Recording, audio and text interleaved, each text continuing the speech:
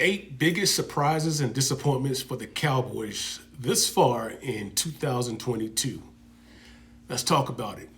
Well, my fellow compadres and Dallas Cowboy haters, thank you for coming by JMacSports247. I'm JMac. Thank you for supporting the channel. If this is your first time coming to the channel, if you can give me a like, share, and subscribe, and definitely leave me a comment or two. Let me know what you think of the video. Let me know what you think of the subject that I'm talking about today, which are the 8 biggest surprises and disappointments for Cowboys so far in the 22 season. Before I share that article with you, I'd like to share another one with you. Take some excerpts from this article about how bad our defense is. When I say bad, I mean good bad. I mean dominant bad. I mean our defense is the making of Doomsday 2. I'm going to keep saying that over and over till I start to hear the talking heads on TV start to put us in that light. In my estimation, Dallas Cowboys have the best defense in the league right now. But I have not seen all 32 teams or 32 defenses, so I'm somewhat biased. But I like what I see. I mean, I've seen our Cowboys and our defenses play for quite a while now. This is the best I've seen in a long time. I mean, the way they're playing right now is I'm going to go on a limb and say it's better than the defenses that won or still Super Bowls. Well, I shouldn't say they won, but in the 90s. We have some playmakers. We have some playmakers on defense right now. And I don't know when the last time we seen that. Our defense is rocking. And so I honestly believe with this defense, if it continues to stay as it is, barring season injuries, we can go to the promised land. And I like the way that Dan Quinn got the boys rocking and rolling right now with some swag. That's how you got to play when you play defense. You got to play with some serious swag. One thing I don't like that I see the Dallas Cowboys do on defense, and I see other players from other teams do it on defense. Again, I'm old school, and how I played football or how I watched football back in the day, when you're playing defense, when you put a guy on the ground, you don't help him up. You don't pick him up. You don't help him up. You don't do it, right? Matter of fact, back in the day, you could just kind of step on a guy and not get flagged. I've seen it. As you're getting up off the pile of rubbles, I'm going to call it. I've seen, in the past where defenders was, try to stick somebody in the eye, or bite somebody's ear, a Mike Tyson kind of thing. Okay, so. Yeah. I just when you play, I mean, you got to have a mindset to play defense. I mean, I don't care how small you are, you have to have a mindset to play defense. And while we're playing lights out right now, I would love to see that type of ugliness. Nothing. Well, I guess it's all will be somewhat illegal. You poking somebody in the eye, you stepping on someone. But is that dirty? I don't know. That's a fine line between being, super nasty and being dirty. So what is that line? I don't know. What is that line that you shouldn't cross? But still with the concept and the mindset of playing football, playing defensive football, what is that line? That you shouldn't cross. Anyhow, I ran across this article called by Reed Hansen at Fanside, and it goes like this. One Dan Quinn and a couple of nifty draft picks later, and the Dallas Cowboys are on the cusp of being something special. The defense is currently ranked top 5 by many metrics and has week-to-week improvement this year, dropping their points against numbers from 19 to 17 to 16 to 10. Wow. Pretty impressive. The Dallas Cowboys are quickly becoming one of the most feared defenses in the NFL, improving by week. We already have the Dallas Cowboys already have arguably the best pass rush in the NFL. The most important part of the NFL football game is the passing element. No part is more influential in determining a winner. Winning the passing game involves throwing the ball on offense and stopping the pass in defense. Dallas has been dominant against the pass. Led by Michael Parsons, the pass rush is capable of beating anyone and has a variety of looks and formations that can free rushers without blitzing. Yeah, our four-man front is devastating. Twisting linemen and linebackers. Has freed opportunities without stealing from coverage, and Trayvon Diggs has quickly established himself as a truly elite CB. Here's a quote from Michael Parsons. We've been making people minimize their game plan, really making people earn it. When you make people earn it, people really don't want to earn it no more. I like that, man. That's old school thinking right there. The Dallas Cowboys defense have only given up 4 touchdowns all season, and they're facing some pretty strong competition. The Bucs, first game of the season, are Super Bowl favorite. The Bengals are the AFC defending champs, and the Giants are shockingly 3-1. They have one of the best rushing attacks in the National Football League. The Cowboys have only given up 4 touchdowns in the first 4 games. 4! Joining the 1970 and 72 teams, as they are the only 3 in franchise history to give up 4 TDs or fewer in the first 4 games in the season. Okay, then when you start talking about teams of the 70s, and I say teams of the 70s, I'm talking about our Cowboys. If you, and I'm sure, the subscribers I have right now, and you're not subscribing, I hope you do. A lot of people don't know anything about the 70s of the Cowboys. The Cowboys being an expansion team in 1960. But if you're putting this defense in the same breath as any defense in the 70s, doomsday defense. We're talking about some defense that have players in the Hall of Fame right now. And of epic proportions, those defenses was ridiculously good. And so this writer just placed our defense in the same breath. I don't know I can't tell you his age or how old he is, whatever, but the fact is, wow, he knows something about football. He's talking about comparing our defense today with those 2 teams of the 70s, 1970 and 72 respectively. The only weak part of the Dallas Cowboys defense is their rushing defense. But even that hasn't been out of control, all things considered. Now, I'm going to stop right there. I noticed this in our more recent game against the New York Giants. The Washington Redskins, the Washington Commanders. That first half, they was putting some yardage against us, on us, in running on the outside of the tackle. No matter which side that Michael Parsons lined up on, that's the side they ran. And I noticed that in the first half. But we made some adjustments. Dan Quinn made some adjustments. That didn't happen again. Second half, it was difficult for Washington to run outside of the tackle. It was really difficult. So I noticed that adjustment. I noticed what was going on in the first half of the game, and I noticed what the adjustment that we made the second half. So as I alluded to earlier, we're going to continue to improve and get better on defense. It's a scary thought. And we're doing this before we play the Philadelphia Eagles. We're getting better. And so, which, raised the question, as far as I'm concerned, can Jalen Hurts really decipher defenses? He's playing through the motion right now. He's playing through a scheme right now. That's what I see. That's my take. But, some people say I'm biased, but, I think I'm being somewhat objective here when I say that. Jalen Hurts he played for Alabama, of course, right? So he has the skill set to play in the National Football League. But is he that level of quarterback as a Dak Prescott is? And now when I say that, because Dak Prescott, he was the best, one of the best, if not the best, of getting rid of the ball under a blitz formation from the defense. He's one of the best at getting rid of the ball and moving the chains.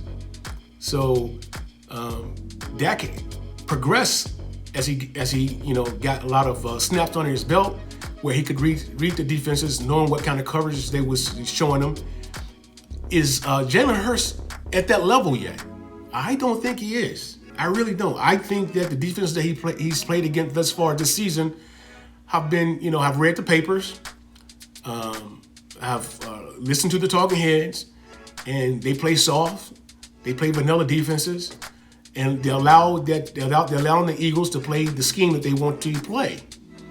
And so, being a quarterback in any team of any team in the league, you benefited from that, and you get headlines from that. And that's how I see, Jalen Hurts. So,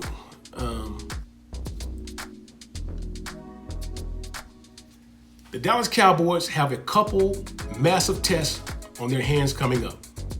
The Rams and the Eagles are two of the best teams in the NFL right now, so while the Cowboys' defensive numbers may not show it against them, they have a chance to truly prove themselves against these two juggernauts, notwithstanding, LA notwithstanding, the most recent game notwithstanding. Give me a second here. I have a computer that continues to go out.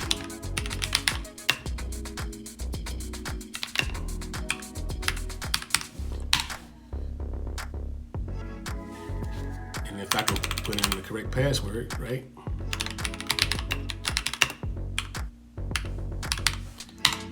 I got the keys mastered in my mind, the letters, but not the numbers.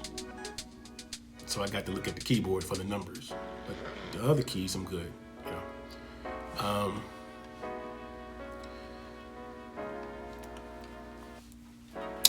The key reason for adding optimism is the player due back on Dallas defense, which is Jaron Kearse.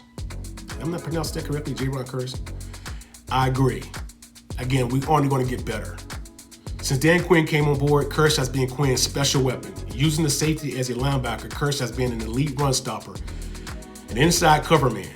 He elevates this defense in both areas and has been on the field as a leader for the unit since last season. Unfortunately, there was a neck injury that has kept Kearse out this season, so when he returns, his presence will surely be felt. Young players are slowly breaking through as well. What's this? Deron Bland? What's that guy with the 24-26? This is number 24-26. One of the preseason's biggest stars. Saw his first real action at CB last week. All he did was snag his first INT. Dramon Clark is a star linebacker prospect who's medically redshirted for the first portion of the season. He's going to be a cornerstone when he gets into the fold. And then there's Neville Gallimore is the midst of a breakout. And so is, now I'm going to definitely butcher this name. I call him OO, and that's Osa Odigizanawa is getting better by the day. I've been waiting for that dude to really shine. I mean, I've read a lot about him, and I know he's been hurt since he came on board with Dallas Cowboys since being drafted. And so is Neville Gallimore. I want those two. I mean, I'm really impressed with Dan Quinn. And I think that's his wheelhouse is being a defensive coordinator. I don't think being a head coach is his thing. I mean, but he can win as a head coach because he did get in the Super Bowl. Unfortunately, it had a meltdown. So I guess he has it within him to win the championship game because he got there with that team as a head coach. When I say that team, I'm talking about the Falcons. So I'm liking where we're at right now, getting better. Before I get to that final article, I did see here on 105.3 The Fan, the game against the Washington Commanders, the Cowboys should have won by 40 points. I agree. A lot of the haters right now, the Dak Prescott haters right now, is based on his game one performance and I guess how we ended last season. And there was a team disappointment last season. It wasn't Dak Prescott because Dak put up one of his better seasons last year coming off that season-ending injury. So Dak was the man last year. I mean, he put up some crazy numbers again, over 4,000 yards in passing. Dak was the man last season. But I expected Dak to play as he did in the first game. He did not play in the preseason. He didn't play in the preseason. But Dak knows our offense, and he knows how to utilize our weapons. Now, mind you, this was his first time live action without Amari Cooper. No one's talking about that. No one's talking about that. So he got to get the okay. I think Cooper Rush got to play with Noah Brown and the players he played with in preseason. Dak did not.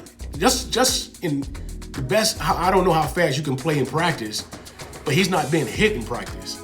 They're not getting in his face in practice. You got to put things in perspective. You got to use some critical thinking. So that's what buzzed me the wrong way when I get on Twitter and I see people, oh, Cooper Rush is the man. Okay, yeah, he can be the man. I mean, he's a really good backup. So he's been able to, shut some doubters down. Because really when Dak went down, we was scrambling like no one was calling for Cooper Rush. When Dak went down, no one was called. No Dallas Cowboy fan. I can't, please don't say, oh, we got Cooper Rush. No one saw this coming. Okay. No one knew that Cooper Rush would be an adequate backup. I felt that he can hold down the fort to Dak comeback. Please, no one. I like the fact that we have a backup quarterback who's not long in the tooth, not a journeyman. He had, tried a stint with another team. Was it the Giants, I believe? But he's with Dallas. Now he's putting film up, and Dak come back and take his job. I don't know if Cooper's gonna stay around, but then again, Cooper's familiar with this defense, this offense, the scheme. So you put him on another team, another players. Will he have the right offensive coordinator, quarterback coach? Again, he's a backup. So he wasn't tearing it up in college to be warranted to be drafted in the fourth round or higher. So think about this for a second. It's a lot of things. There's a lot of intangibles you got to consider when you want to place Cooper Rush above Dak Prescott. It's a lot you have to consider. At least I do. I'm happy we have him as our backup quarterback, but he's not Dak, right? Dak has over 80, close to 90 games, if not 90 games, under his belt as a starting quarterback in the National Football League, playing for the Dallas Cowboys, America's team, right? So it wasn't never too big for him because that's all I can remember. All the talking heads were saying the game doesn't appear to be too big for this rookie. It doesn't appear to be big. He's not rattled. Do you remember those talking heads saying that kind of talk? I do. I assume we forget, man. We see eye candy in front of us right now, and that's what we want to talk about. It's just, all right. Another thing, I just kind of spoke on that. If Cooper played for any other team, slow down, slow your roll, think about it for a second. If he played on any other team right now, without, this scheme that he's running, a different offensive coordinator, different quarterback coach, would he still be Cooper Rush, what you're seeing right now? I don't know. But you have to think about that. And then finally, a little quick talking point. First take. Did you see it? Did you hear about it? This prognosticator, this super analyst, Stephen A. Smith, his 5 best teams in the NFC right now. Oh, there was the 5 best teams in the league, not NFC, in the league. I think there was 3 NFC teams and 2 AFC teams in the league, with the Eagles being undefeated, number 1, rightly so, 4-0. But that 5th spot, he gave it to the Dallas Cowboys. Stephen A. Smith gave that 5th spot the 5th best team in the entire league to the Dallas Cowboys. Based on that defense, based on the scheme, the management of Cooper Rush right now. Imagine Dak Prescott come back. Curse come back. All our players come back. And Tyron Smith is going to come back too now. If we can stay away from super injuries. Now, this is another caveat that I'm going to throw at you. Though we had an incredible season last year, Dak put up, stupid numbers last year for him, for Dallas. Because there's been quarterbacks and other teams have done way better. When I discovered that we led the league in penalties, we're not going to win. If we win one playoff game and you're leading the league in penalties, you don't win a championship. I just found out we had 4 penalties in our last game against Washington. That's crazy good. 4, 2 on each side of the ball. Only 4 penalties. That's super good for us. That's a major improvement. Major. There's one penalty. If you can remember, we got a 15-yard unsportsmanlike penalty, I think it was. I forget which play it was. It was on defense. God, my computer went out again on me. It was when it was I think it was a dead ball foul. How they call it, and a defensive player threw the ball back at the other player, and the referee threw a flag on him. Basically, the referee did not see that he was. I think the defender, our guy, was trying to throw the ball back to the referee. But I think the referee interpreted that he was trying to throw the ball back to a Washington offensive player. So we got a 15-yard penalty for that. And I think kept a first down, kept the chains moving, of course, for Washington. Let me get this right.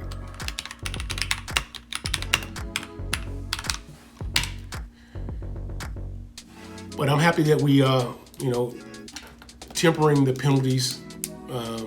In order to win a championship game, you need skill, you need luck, lady luck, and you need to minimize your penalties. You cannot lead the league in penalties. You just can't. I don't see how you win.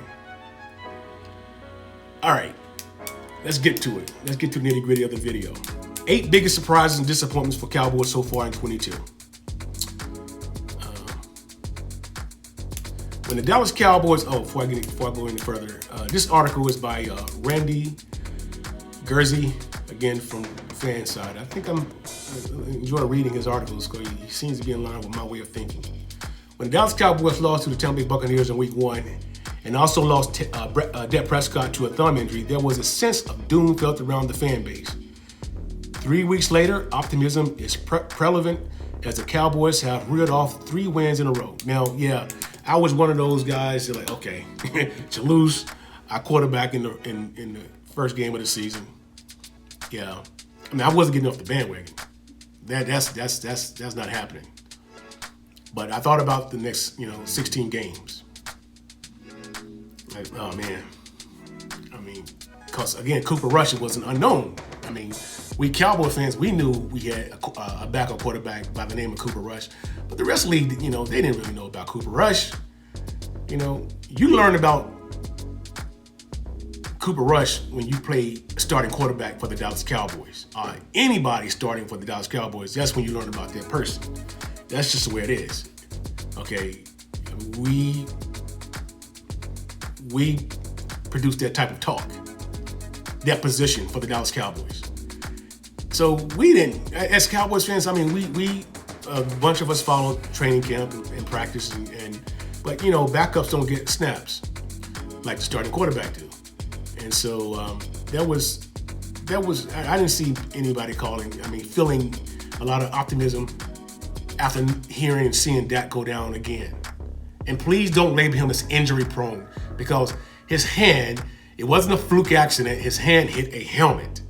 You know, that happened since high school, our pee-wee football.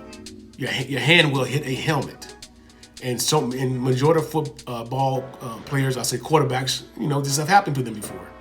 So I would not label Dak as injury prone by any means. But he did go down. And he missed some significant portion of the first half of the season. So, you know, there was no optimism on my behalf. And I would, you know, argue most of you feel the same way. You know, but here we are, sitting 3-1, second place in the NFC East. No longer I forget the nickname they came us, Lisa something, I forget what it is. 2 of their wins were against divisional rivals, and they also took out the Cincinnati Bengals, who were the AFC representatives in the Super Bowl just a season ago. Now with 4 games behind us, it's a good time to point out 4 of the biggest surprises and disappointments for the Dallas Cowboys 22 season. All right, let me know if you agree with them. Surprise, Noah Brown. Wide receiver, Noah Brown. Michael Gallup was out until week 4 after tearing his ACL last season, and James Washington has yet to make his debut. This means the Cowboys had to lean on Noah Brown more than expected, and he's risen to the challenge. A 7th-round pick in 2017, Brown had 68 yards and 5 receptions in week 1, and then put up 91 yards on another 5 catches while scoring his first career touchdown. Now, after 4 games, he has 18 receptions, 274 yards, both of which are career highs for him. Yeah, Noah Brown is definitely a surprise. I mean, wouldn't you feel at least somewhat comfortable if you know, knowing that Dak Prescott went down and we had Amari Cooper, but knowing that we didn't have, you know, Michael Gallup is out, Amari Cooper's gone, Dak is gone, our starting left tackle was gone. Oh man, and then the left guard is suspect, and I'm really not all thrilled about our center, right?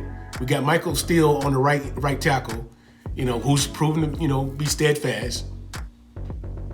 The only guy that you really could count on was Zach Martin on our O-line, right?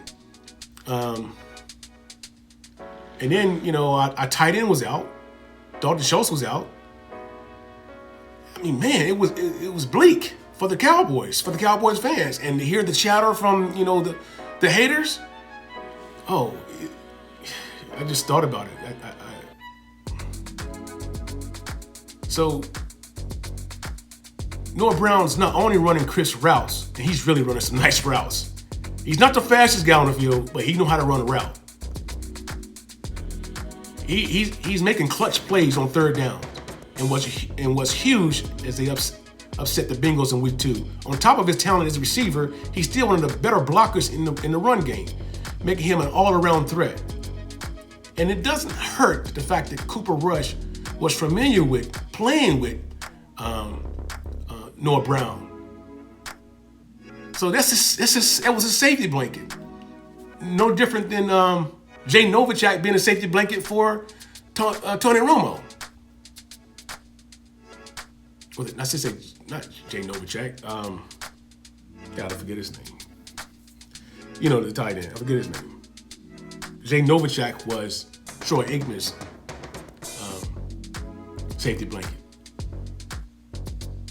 Hey, I'm embarrassed. I cannot remember the Hall of Famer tight end for us. Well, you know what I'm talking about. Dalton Schultz, disappointment. It might not seem fair to call Dalton Schultz a disappointment since he was injured in week 2 and missed week 3, but he still has just 9 receptions on the year. And with 7 coming in week 1, he returned to the field in week 4, but was clearly not at 100% and finished with no receptions and 3 targets. I'm not going to say disappointment. I disagree with that. I like Dalton Schultz. I really like him. I like him a lot.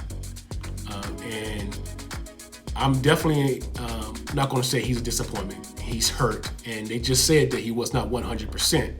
So if you know the guy's not 100%, why would you be disappointed in his play? That's just kind of crazy to me.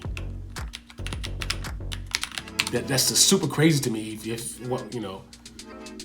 And then what really puts him on this list is the fact that he's making roughly $10 million on the franchise tag.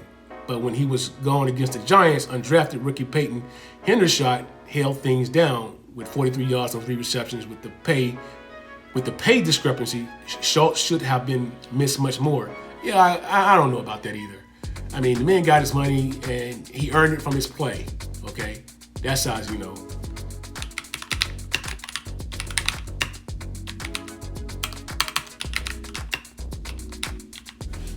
He earned it from his play. Jason Witten. I forget Jason Witten. God. It was bothering me. Like, God, who was this guy that was Tony Romo's safety blanket? Jay Novacek was it for Tony Romo and Jason Witten. Hall of Famer Jason Witten. First ballot Hall of Famer, Jason Witten. For Roger Staubach, I'm going to give it to Billy Joe Dupree. All right. But how did I miss Hall of Famer Jason Witten? And I do think Jay Novacek should be in the Hall of Fame. That's just me. Okay. What Jay Novacek did for Dallas in the 90s, you know, moving on chains the way he did. And I think he came to the Cowboys during that time on a Plan B free agent. And I don't think the league has that type of formula any longer. But yeah. A surprise, Brett Maher, our kicker. Is that a surprise? I'm not. It was an emotional roller coaster for the fans when the Cowboys decided to move on from Greg Zuerlein, whatever his name is. Again, I don't even know who the guy was. He missed far too many kicks in his Dallas career, so it wasn't as if anyone was glad to, get the news that he was gone. Then we all convinced ourselves Jonathan Gabbray was the answer. Then the undrafted rookie missed one kick after another and was replaced with Brett Maher. Yeah, I remember that. It was horrible. This shot hopes back down. Back down as Maher was remembered for his inconsistent stint in 2018 and 2019. He did perform much better for New Orleans last season. It appeared that he turned the corner. So are you surprised? I'm not surprised. I don't consider it a surprise. Based on, I knew he had the leg strength. I was surprised that we missed that extra point against the Washington Commanders. I was surprised about that. Disappointment, Kevin Joseph, cornerback. A second-round pick in 2021 out of Kentucky, Kevin Joseph was supposed to develop into a starter across from Trayvon Diggs. So far, that hasn't happened, and he entered the Washington game with just 1 tackle. He did record 2 more on Sunday, but both of those were made on punt coverage. Not only has he become a starter, but he's been unable to find snaps on the base defense, even being outshone by undrafted rookie Deron Bland. Give this guy some time. I think outside of quarterback, the cornerback position is probably the second hardest position to play in the National Football League. Let me know if you agree with that. First of all, chances are the guy that you're defending, you're slower than. He's more likely faster than you. He knows where he's going. You don't. You're depending on help. Okay? Well, while the wide receiver is depending on that offensive line to hold up in the pass blocking, you're depending on a lot more help than he is.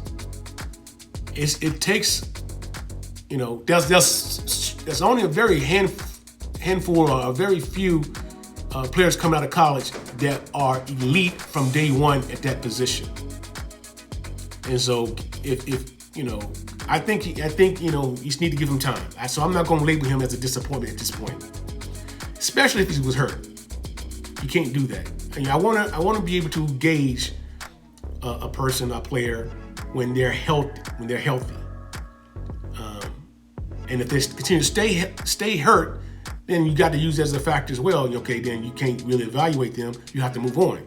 So you really don't know what their ceiling was because they stayed hurt.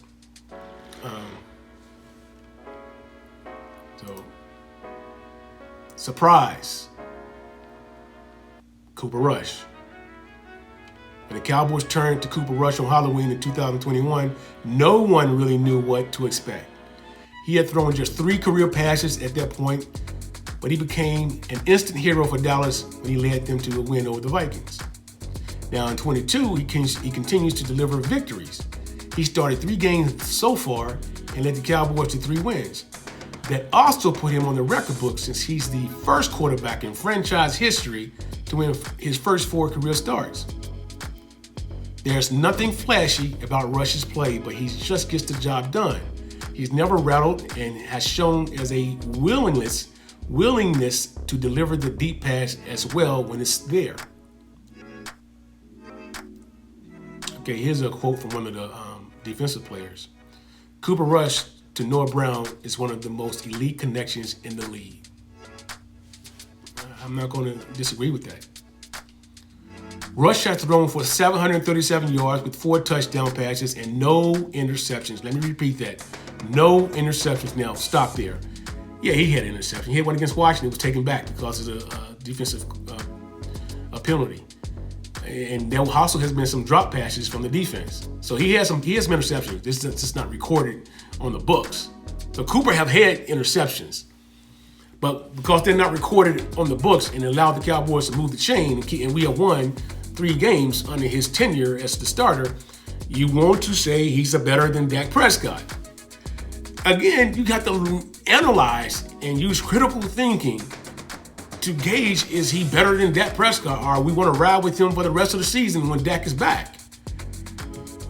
All right, disappointment, Jalen Tolbert. When the Cowboys traded Amari Cooper to the Browns, they did very little to replace him.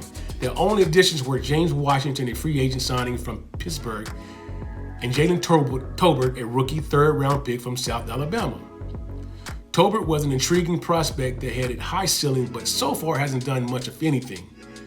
He was inactive in weeks 1 and 2 and had just 1 reception for 4 yards in week 3. He had a shot at more, but wasn't able to haul in a deep pass on 3rd down during that game. He was again missing in week 4, meaning he has 1 catch for 4 yards. That's far from what was expected. Now, I'm going to kind of incline to agree with that because when you draft in the 3rd round or 4th round higher, you need to produce. Now, you may not be a starter, but you need to produce. I'm going to still give him some time because Dak is not there. Okay. I'm going to really start to analyze his play when Dak is there, when Dak is playing at his best. And then you look at, his weapons, who's there, who's giving the starters breaks, players coming through on 3rd down, making clutch plays, players, how they're performing on special teams. So all that, I analyze and include all of that. That pretty much wraps up my video. Again, if this is your first time coming to the channel, please like, subscribe, give me a comment, turn on that bell button so when I do another video, you get notification. I really appreciate that. I appreciate the critique that you gave me. I appreciate that the Cowboys are in 2nd place in the division right now. We are still America's team. We are still the champions until it's taken from our cold, dead hands. Championship goes through us. I think we're building up for that epic game in Philadelphia, first game of the season, as I alluded to in one of the earlier videos that I did. I'd rather play Philadelphia in Philadelphia being the first game of the season than the 2nd game of the season because we don't fare well in cold weather. That all said, until I do my video on what to expect against this game against the Rams, peace. 2 fingers.